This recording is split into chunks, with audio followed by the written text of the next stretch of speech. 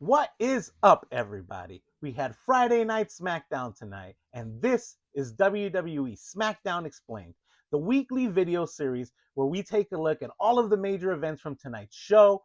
We'll break down how some of the existing storylines were affected by tonight's show, where WWE may or may not be going with some of this stuff, and we take a look to see how things are starting to shape up as we head down the road to WrestleMania.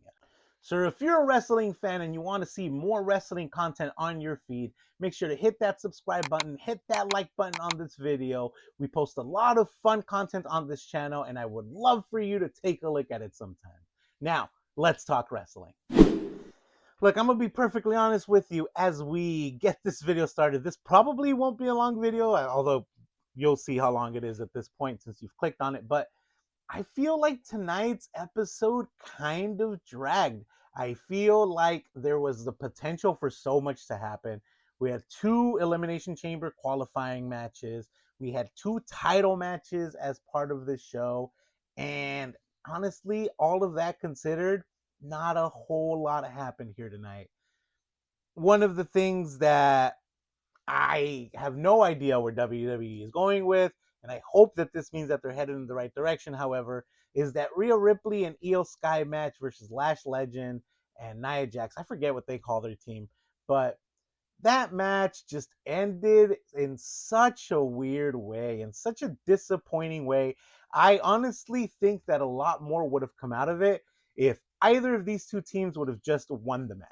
Doesn't matter if they won clean or not. If Lash Legend and Nia Jax dethroned Rhea Ripley and Io Sky, that would have done so much to the story for these tag team titles. If Rhea Ripley and Io Sky would have defeated Lash Legend and Nia Jax, that would have done so much for that team and for these titles as well. Instead, what we got was some weird either double DQ or double count out. I'm not sure what the ending of this match was, but yeah, essentially we got no winner. The current champions, Rhea Ripley and Io Sky, they retained their titles. And yeah, nothing changed here. I hope that this means that as we head further down the line, as we head towards WrestleMania, this gives Lash Legend and Nia Jax justification for going after these titles some more, right? Maybe they ask for a rematch, and let's just get the ball rolling on women's tag team TLC. That's really what I want. I've been saying that for weeks. Every video that I post here, it seems like I talk about wanting women's TLC, and this honestly makes me feel like maybe we're gonna get it at WrestleMania. This feels like part of heading in that direction with the storyline, but I don't know. I was left more confused than anything at the end of this match. You tell me what you think was we were supposed to get out of this, because I still don't know. Same goes for that whole Carmelo Hayes Ilya Dragunov thing. So they were supposed to have a match tonight for the US Championship. They were then interrupted by Solo Sikoa and the MFTs. That then became a big 5-on-5 match with a bunch of people. It was Carmelo Hayes, Ilya Dragunov, Matt Cardona, Shinsuke Nakamura, and Apollo Crews. So the best part of this match was seeing Apollo Crews on WWE Smackdown again. Love that for him. I love that he's on his way back. Would love to see him get a title shot at some point. We did kind of get a backstage segment, I guess, between him and Matt Cardona, having a little bit of an argument, talking about like, no, I'm going to go after the U.S. title after this. No, I am, right? So hopefully hopefully Apollo Crews goes after that U.S. title. Why not? Let's put the title on him. It's been so long since that dude was a part of our weekly programming. So I'm just glad he's back. I'm glad he's back from injury. This match was a whole lot of nothing. It did end with actually Carmelo Hayes taking the pin by Tama Tonga. And Tama Tonga has been saying for weeks that he wants to go after the U.S. Championship. But this whole thing started with Solo Sikoa kind of making it his mission to go after the U.S. Championship. The reason he interrupted was because he said he wants to go after the U.S. Championship. So will it be Solo? Will it be Tama Tonga? I don't know. I can see both guys going after the titles. I can see a perfect justification for both guys. I think that Solo's never going to win the Undisputed Championship, at least not anytime soon. So the best thing he could do would be to go after the U.S. Championship. But then where does that leave the other guys, right? Like there's tag team title gold in the team. and the other guys are just kind of standing around. So I don't know. I do think that Tama Tonga would be a better U.S. champion than Solo Sikoa. I think it would do a lot more for him than for Solo Sikoa, but this also left me confused. The best thing about this whole thing was after the match, everything went dark, obviously, again, and it was the Wyatt Six waiting in the crowd. They were kind of on a balcony just watching over this whole thing. So the whole thing between these two teams, it's not done. There was no mention about Uncle Howdy essentially saying that he kidnapped the MFTs last week. The only thing that happened was Carmelo Hayes was like, hey, your family abandoned you last week. And that's all we got. So no word about what happened when they were kidnapped. No word about how they got away. There was another segment backstage where there was a drawing of Solo Sikoa's head as the lantern that that the MFTs are carrying around, right, as Bray Wyatt's lantern, just like Bray Wyatt used to carry around a lantern of his own head. That was a lot of fun. So, yeah, I thought that we were going to get some sort of progression with that story here tonight, but we didn't. We didn't get a whole lot there. Hopefully we get that match over the next coming weeks. Like I said, I do think that this story has legs to make it all the way to WrestleMania if we get a one-on-one match between Uncle Howdy and Solo Sikoa. So we can probably have one or two more faction matches, one or two more 4-on-4 matches between the MFTs and the Wyatt Six, but this has to absolutely end in a one-on-one match between Uncle Howdy and Solo Sikoa. Jade Cargill had a championship match. He was defending her championship against Jordynne Grace. I mean, they both looked great in this match, obviously, right? Jordynne Grace did look very strong against the Jade Cargill champion. But I don't know what they do with Jordynne Grace after this. Yeah, like she got her title shot, but she lost her title shot. And what do you do with that character now, right? Like, where do you push her towards? I guess maybe you push her towards the mid-card title. Like, maybe you push her towards Giulia for that U.S. championship. It just feels like maybe this was a little bit too early for that feud. Or maybe if they were going to do that feud, maybe have Jade do, like, a lot more heelish things to justify that win. We did have Liv Morgan watch this match ringside. She came out before this match. Her and Dom had a date night while watching this match because tomorrow is Valentine's Day. So they were watching this match as Liv Morgan still claims that she doesn't know who she's challenging at WrestleMania. It's 100% going to be Stephanie Vaquer. After this match, Jade Cargill went up to Liv Morgan and essentially got on her face and was like, please pick me. I want you to pick me. I don't think that that's going to happen. We did see another interesting segment, though, however, with Rhea Ripley and Jade Cargill going face-to-face in the back. And I didn't think that I wanted this match, but after seeing that, I think that this would do so much for Jade if she went up against Rhea Ripley. Whether she wins or loses, I think that it would be a really compelling story. I think Rhea Ripley could make Jade look like absolute gangbusters. She could make Jade look so good in the ring. So yeah, I want to see that now. I do think, however, that we're going to get Tiffany Stratton versus Jade Cargill at WrestleMania. I don't need to see that again. Honestly, I don't want to see that again. I don't need to see that again. But that's how the show started tonight, with Tiffany Stratton coming out to the ring, essentially saying she was going to win the Elimination Chamber. So I do feel like that's where WWE is going with all of this, but it's not my favorite thing in the world. We'll see. I do, after seeing the events of tonight, I want to see Rhea Ripley versus Jade Cargill. In the main event, we saw Cody Rhodes win his elimination qualifier match between Sami Zayn and Solo Sikoa. I don't like this whole thing. I still think that WWE, or maybe I'm just hoping that WWE is going to give us a triple threat match at WrestleMania between Solo Sikoa and Cody Rhodes. And maybe, I don't know, maybe Solo Sikoa gets involved in some way in the Elimination Chamber to justify that match. I do think now that Cody Rhodes is winning the Chamber. I do think that that is an undeniable fact of what is going to happen.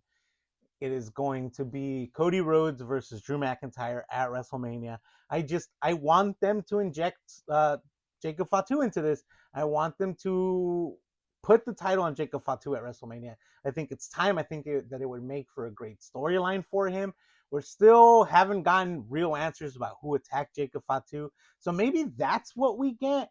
at the Elimination Chamber, right? Like maybe Jacob Fatu finds something out, comes out, attacks Cody Rhodes after the chamber, and then the fallout is a triple threat match. I don't know. I do think that we're going to get that. I do think that that's where WWE is going with all of this. I just think that this way, having Cody Rhodes win this elimination, qualify for this elimination chamber and win the elimination chamber this way is not my favorite way of getting there. I had pitched before that Jacob Fatu should make it to the elimination chamber. He should win the elimination chamber, and then Cody Rhodes kind of politic his way into that match, kind of hinting at like a change of character for him a little bit maybe.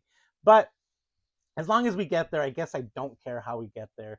Tonight's match was absolute chaos. Drew McIntyre got involved in this whole thing. I like that the whole point of Drew getting involved was he preferred Sami Zayn be in the Elimination Chamber than either Jacob Fatu or Cody Rhodes. Jacob Fatu had this match won, so maybe that's how we get there, by the way. Jacob Fatu did have this match won. Drew McIntyre got involved. He broke up the pin, threw Jacob Fatu out of the ring, and then he threw Sami Zayn on top of Cody Rhodes, got 1-2, and then Cody Rhodes kicked out. So I do like that that was very much in line with Drew McIntyre's character. He would rather face Sami Zayn, someone who he's defeated many, many times. He would rather that person be in the Elimination Chamber than either Jacob Fatu or Cody Rhodes. I think that that move made absolute perfect sense. Yeah, I think we are going to get a triple threat match. I don't like this being the road to getting there.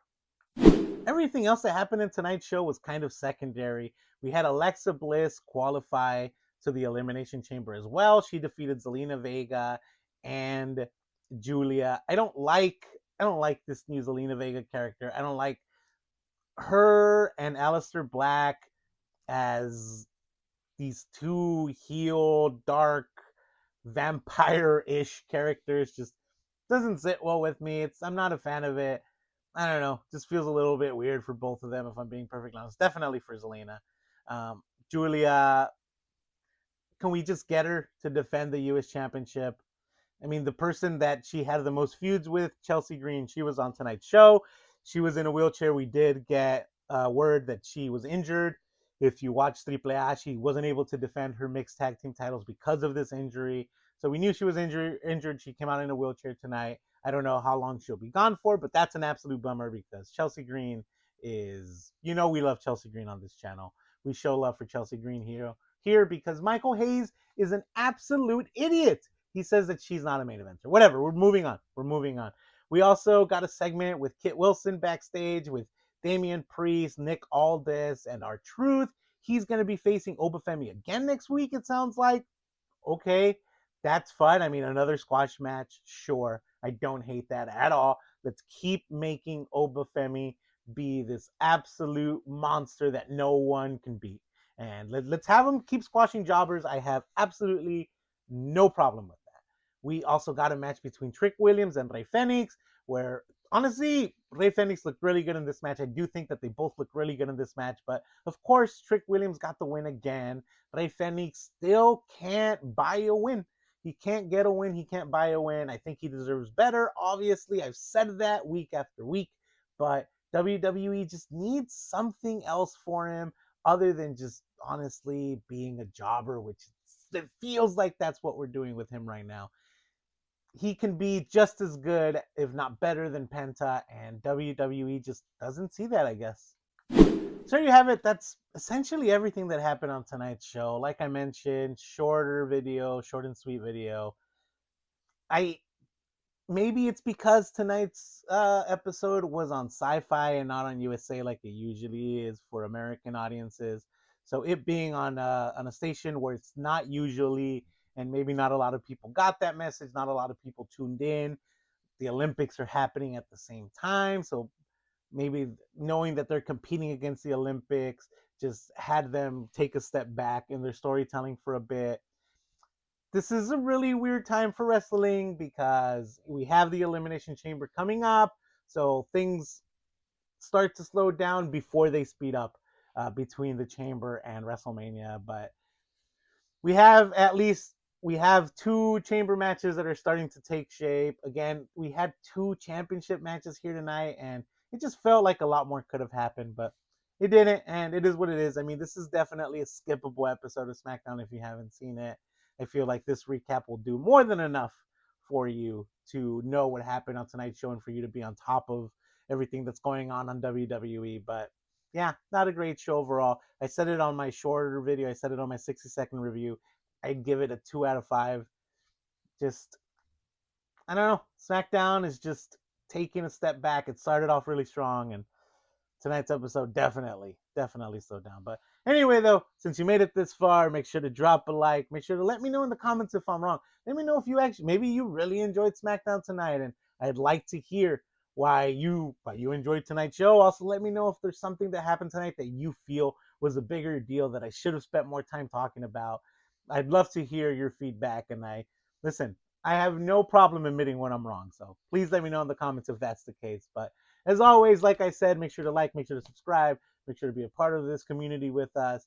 Make sure to hit up what the video. There's going to be another video on one of these sites. Make sure to hit up that video. I'm sure you'll enjoy it. I don't know what it is. It'll be something generated for your liking.